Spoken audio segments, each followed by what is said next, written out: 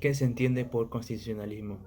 Es una ideología que busca la manera de organizar un Estado y es regulado por una ley suprema, al que el resto de las normas jurídicas respetan la limitación de los poderes. Mediante la Constitución, asegura al pueblo que se respeten sus derechos fundamentales y su dignidad humana. ¿Qué relación tiene el constitucionalismo y la corrupción? La relación está mediante la misma Constitución, a lo cual los nuevos padres de la patria, al llegar al poder, usan esto para su beneficio propio y blindarse de sus fechorías que han cometido anteriormente o que van a cometer a futuro. Y mediante estas personas gozan de una inmunidad, como los congresistas, que es la inmunidad parlamentaria, hasta el mismo presidente, que tiene hasta un mes de haber terminado su mandato, aún sigue la inmunidad, así que puede fugarse. Así que mediante la misma constitución aprovechan para hacer sus delitos. ¿Qué son los derechos humanos y sus características? Los derechos humanos son normas que reconocen y protegen la dignidad humana y rigen la manera de que el individuo pueda vivir en sociedad y entre sí. Sus características: es universal porque todo el mundo nace con los derechos humanos inalienables, no pueden ser despojados, que significa que nadie te los puede quitar.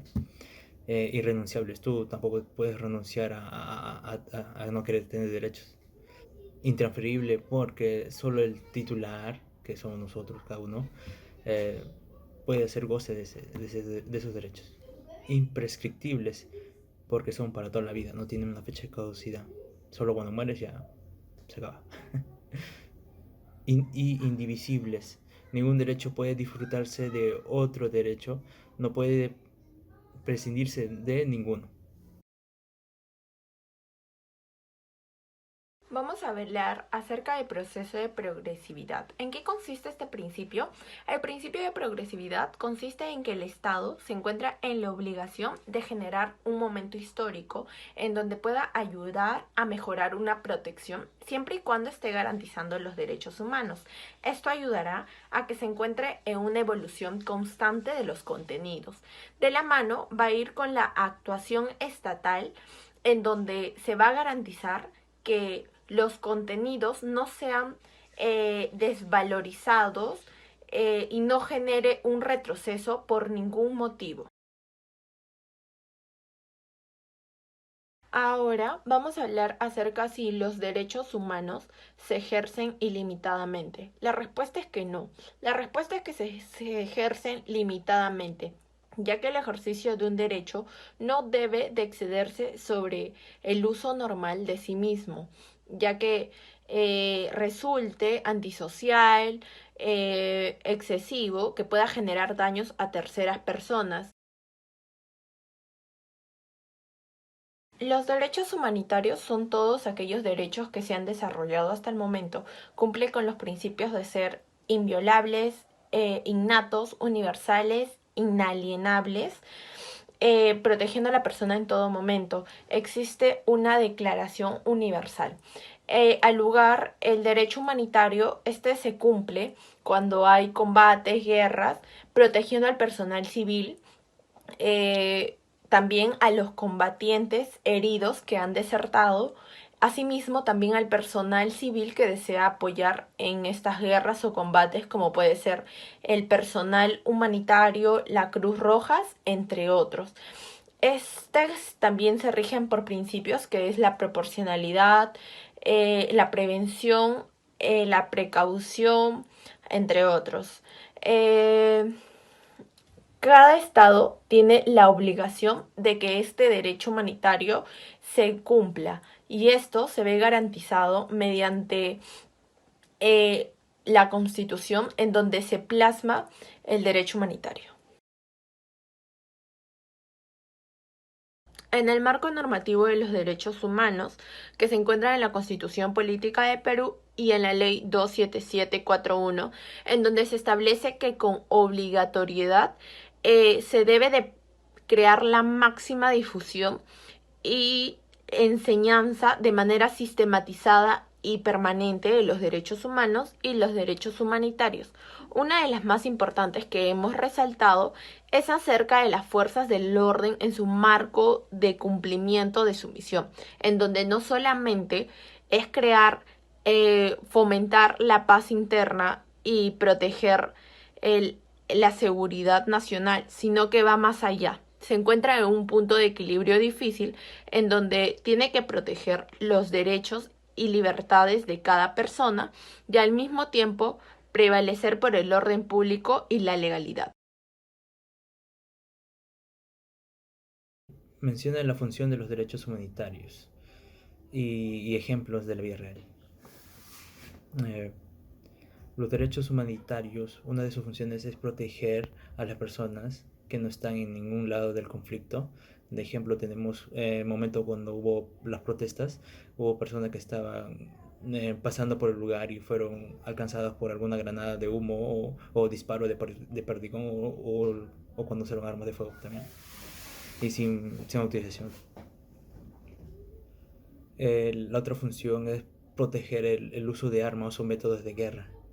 Ya como el ejemplo anterior, también protestas que sucedió últimamente, eh, el, causó heridas graves a personas que solo estaban ahí y o si no también las muertes de personas con uso de armas de fuego que les dispararon en las protestas que hubo hace unos meses y eso violenta a los propios derechos porque solo estaban protestando pacíficamente y el uso de armas letales a una persona que esté desarmada es, un, es demasiado grave.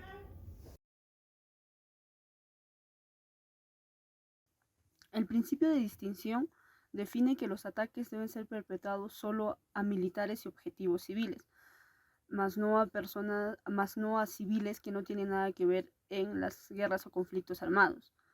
Por ejemplo, pueden ser periodistas, religiosos, etc., ¿no?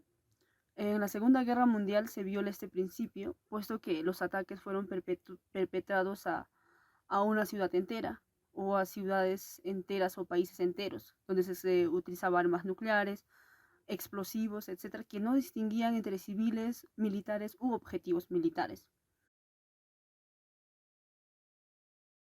El derecho internacional humanitario no está destinado a eliminar la guerra de por sí. Son solo un conjunto de principios y normas por las cuales los estados tratan de mitigar el efecto de un conflicto armado, en la cual tienen principios como proteger a las personas, proteger a los heridos, a los periodistas, a todas las personas que pueden tener participación en la guerra y a los que no tienen participación en la guerra.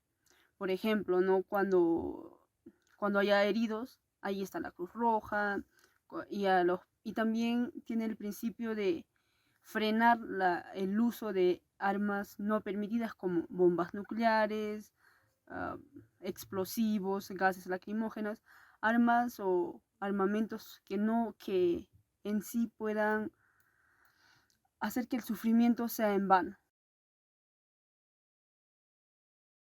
En cuanto a la corrupción. La corrupción es un mal que nos viene aquejando de muchos años. La corrupción en sí genera desconfianza en la población, pobreza para las ciudades y fracasos en cuanto a progresos. Por ello debemos hacer frente a ello de muchas maneras, entre ellos incentivando a practicar los valores, educar en valores a los jóvenes, incentivar la transparencia en los partidos políticos e instituciones públicas y privadas. También tener leyes efectivas y que se cumplan. También tener una justicia eficaz y rápida, más no una justicia lenta que se pueda demorar y al final los corruptos no tengan castigo, haciendo que las personas generen dineros de manera ilegal y puedan estar tranquilamente. Hola, muy buenas tardes. En esta época de pandemia, ¿qué actos de corrupción ha podido advertir y de qué manera ha afectado a la población. Son muchos los factores en los cuales ha afectado a la población de manera directamente, como por ejemplo la compra o la sobrevaloración de los medicamentos, insumos, equipos que se necesitaron para los hospitales. También está la malversación de fondos o materiales para beneficio individual. Y también la influencia o la mala influencia de los intereses particulares en la cual los funcionarios públicos usaron, como por ejemplo los bonos, que nunca se ha garantizado la llegada hacia las personas que en realidad lo han necesitado. Entonces ha habido mucha corrupción en esta pandemia. Si un Estado viola los derechos humanos, ¿qué mecanismos tenemos los ciudadanos para exigir su restitución? Tenemos muchos mecanismos, como por ejemplo de manera internacional a la Organización de las Naciones Unidas, en la cual se encarga de conservar la paz, la seguridad mundial y, como más importante, defender los derechos humanos. También tenemos la Corte Interamericana de Justicia, donde se encarga de que sus resoluciones sean de cumplimiento obligatorio. También están las instituciones regionales, en la cual está la Organización de los Estados Americanos, en la cual se encarga de mantener la paz, fomentar la solidaridad con los demás países y además busca que los derechos humanos se respeten en todos los países americanos. También tenemos la Convención Americana de los Derechos Humanos, como también esta es conocida como el Pacto de San José. Se reconocen los derechos esenciales del ser humano, no como persona o no como persona de color, sino como ser humano, y el más importante derecho a la vida. También tenemos las instituciones nacionales, en la cual está la Sala Constitucional, en la cual cada persona puede presentar la acción de amparo, el habeas corpus, acción de inconstitucionalidad, etc. También está la Defensoría del Pueblo, en la cual este se encarga de defender al ciudadano de los abusos del Estado. ¿Qué opinión le merece la Corte Penal Internacional y cuál es su importancia? La Corte Penal Internacional es la última instancia para el enjuiciamiento de los delitos internacionales, como el genocidio, los delitos de guerra, los delitos de lesa humanidad, etc. ¿Cuál es la importancia de la Cruz Roja Internacional y qué papel cumplió en la época de la violencia terrorista en el Perú? La misión de es trabajar por la prevención y la mitigación del sufrimiento humano. Por eso se encarga de conservar y preservar la salud y la vida de todos los individuos, especialmente en situaciones de guerra y emergencia, como en su momento en la época del terrorismo se vivió. Estábamos en estado de emergencia y se encargó de salvaguardar a los ciudadanos. Y de aquí, en la época del terrorismo, se encargó de rescatar, de cuidar a las ciudadanías a los ciudadanos que no tuvieron nada que ver, pero aún así ellos pusieron todo de su parte para poder auxiliar a los heridos y así mantener su seguridad.